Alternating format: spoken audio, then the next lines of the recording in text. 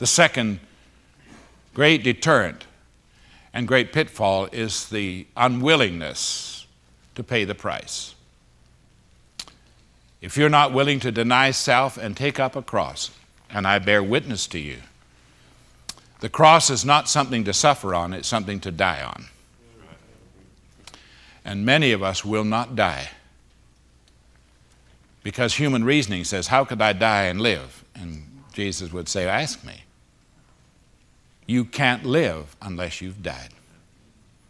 A kernel of wheat has got to die, or it cannot come up and produce 50-fold or 100-fold.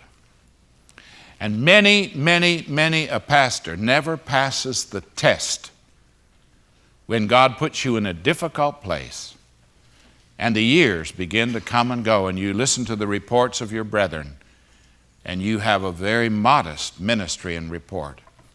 And people keep throwing proof texts at you. You know, while you were there in Saskatoon, people came and said, one thing about Henry, he doesn't know how to grow a church. We had 30 then. And I said, God didn't tell me to grow a church. Jesus said he would. And I better not confuse the two. Don't listen to the world. Well, Henry, what's your vision for your church? I said, I don't have one. The Lord who's going to build a church, he has the vision. The servant does not have the vision. The master has the vision. Let the master tell you what's on his heart, and it may take a while for him to do it. But when I left 12 years later, in all of those missions, there were over 5,000 people every week in Bible study. And they said, well, you only got 230 in your church.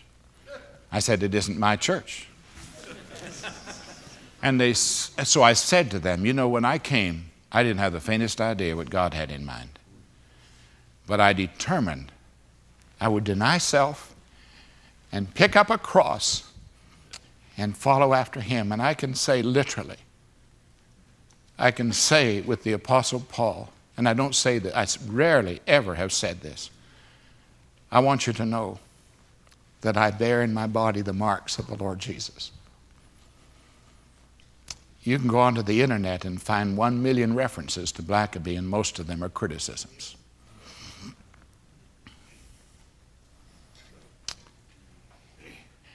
And if you do the will of God, you'll be wounded.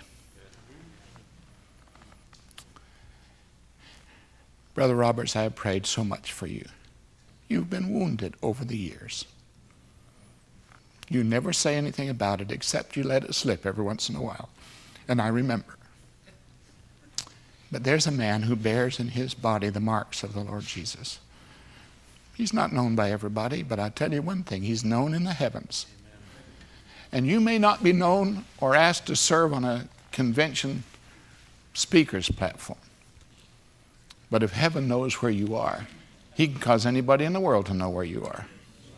And he can put in your hand anything he wants to do. But he's got to have someone who has denied self so that whatever God does next, self will never raise its ugly head.